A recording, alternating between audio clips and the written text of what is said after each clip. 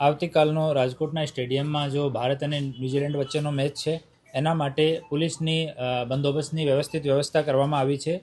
Parking માટે 7 જગ્યા જો સરકારી જગ્યા હતી એ ગ્રામ પંચાયત સાથે મળીને શોધવામાં આવી અને પ્લેન કરાવવામાં આવી છે અને પંચાયત દ્વારા મેનેજ્ડ પાર્કિંગની વ્યવસ્થા રહેશે.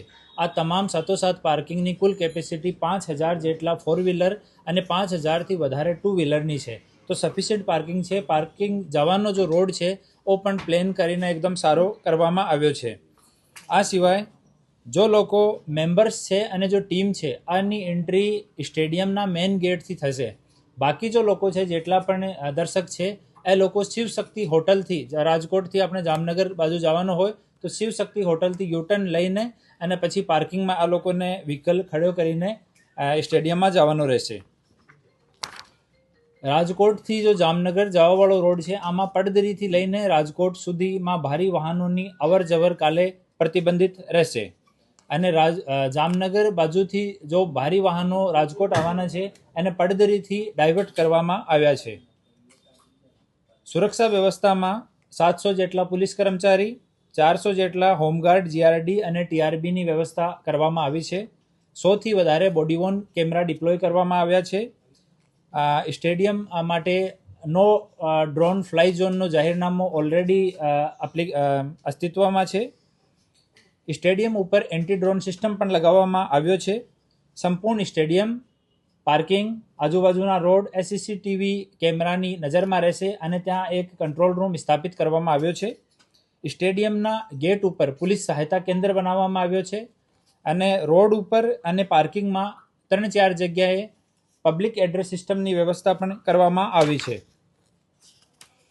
મીડિયા અને ઓર્ગેનાઇઝર્સ જો છે એની એન્ટ્રી આઉટર ગેટ નંબર 3થી થશે. તો મીડિયાના જો કેમેરા છે, બીજા ઇક્વિપમેન્ટ છે એના માટે ત્યાં બેગ સ્કેનર પણ રહેશે. તો તમામ મીડિયાના મિત્રોથી નિવેદન છે કે ગેટ નંબર 3 ઉપર આપ લોકો રિપોર્ટ કરો. ગેટ નંબર 3થી સામે જ આપ લોકો માટે પાર્કિંગની વ્યવસ્થા રહેશે. ઈસ્ટ સ્ટેન્ડ અને વેસ્ટ સ્ટેન્ડના જે દર્શકો છે એ લોકો આઉટર ગેટ નંબર 4થી એન્ટ્રી કરશે અને ત્યાં જ સામે પાર્કિંગ નંબર 3, 4 અને પાર્કિંગ નંબર 2 એ બહુ મોટા પાર્કિંગ છે એ ગેટ નંબર 4ની સામે જ છે. સ્ટેડિયમની અંદર જો પ્રતિબંધિત સામાન છે, એક્સપ્લોઝિવ અને જ્વલનશીલ પદાર્થ, આની એન્ટ્રી પ્રતિબંધિત રહેશે. અને અમારી ડિકોય ટીમ 5 જેટલી ડિકોય ટીમ રાખી છે કે કોઈ જેબ કતરા હોય, મોબાઈલ ચોરાવાળા લોકો હોય એના માટે ત્યાં અમારી 4-5 જેટલી ડિકોય ટીમ પણ ત્યાં ડિપ્લોયડ રહેશે.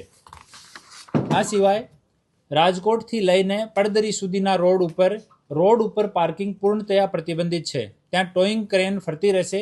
તો જે કોઈ રોડ ઉપર પાર્ક કરશે તો પછી ગાડી ટોય કરીને બીજી જગ્યા અને ગાડીને ત્યાંથી મૂકવામાં આવશે. તો તમામ લોકોથી રિક્વેસ્ટ છે કે આ મેચ માટે વ્યવસ્થિત પાર્કિંગની વ્યવસ્થા કરવામાં આવી છે અને પાર્કિંગનું મેનેજમેન્ટ પણ સરકાર આપણે ગ્રામ પંચાયત તરફથી કરવામાં આવે છે. તો ત્યાં સારી વ્યવસ્થા છે, ત્યાં વ્યવસ્થિત જગ્યા જ પાર્ક કરવામાં આવે. હોટલવાળા જેટલા લોકો છે, કોઈ હોટલવાળો કે કોઈ બીજો નિજી જગ્યાવાળો અનધિકૃત રીતે રોડ ને અડચણરૂપ થાય એવી પાર્કિંગ કરાશે તો એના વિરુદ્ધમાં કડક પગલાં લેવામાં આવશે. અને દર્શક લોકો જે છે 3 કલાક પહેલાં એન્ટ્રી ચાલુ કરવામાં આવશે. તો સમયસર 1:30 વાગ્યા મેચ શરૂ થશે. તો 11 વાગ્યાની આજુબાજુથી પહેલાં તમે લોકો તમારું સ્થાન લો તો ટ્રાફિક વ્યવસ્થા માટે અને આપના માટે પણ સારો રહેશે. અને કોઈ પણ ત્યાં અડચણરૂપ હોય તો સ્ટેડિયમના મેઇન ગેટ ઉપર પોલીસ સહાયતા કેન્દ્ર છે. ત્યાં કોઈ ખોયા પાયા હોય, કોઈ મિસિંગ આર્ટિકલ્સ હોય એની તમામની રિપોર્ટની વ્યવસ્થા પણ ત્યાં રહેશે.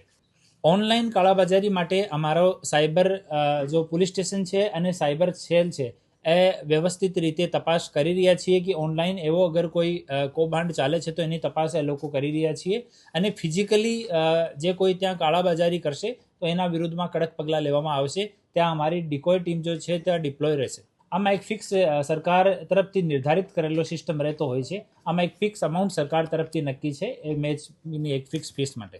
પાર્કિંગનો જો પંચાયત છે આંશિક ચાર્જ કરશે અને પંચાયતના લોકો પંચાયત આ સાથોસાથ જો ખરાબા છે એને પ્લેન કર્યા છે, એની બાઉન્ડ્રી કરી છે, એમાં લાઇન કરશે ગાડીઓની પાર્કિંગ માટે, આ તમામ ખર્ચો પંચાયત તરફથી કરવામાં આવે છે. તો આંશિક એ લોકો ચાર્જ કરીને અમુક રાશિ વસૂલશે, પર એ રાશિ બહુ જેન્યુઅન રાખશે એ લોકો. અમારી સરપંચશ્રી સાથે, સ્ટેડિયમ સાથે અને પોલીસ વિભાગની મિટિંગ થઈ હતી. આમાં નક્કી કરવામાં આવ્યો કે એક નોમિનલ ચાર્જ રાખીને કે લોકોને પણ બર્ડન નહીં પડે અને પાર્કિંગની વ્યવસ્થા પણ સારી રહે.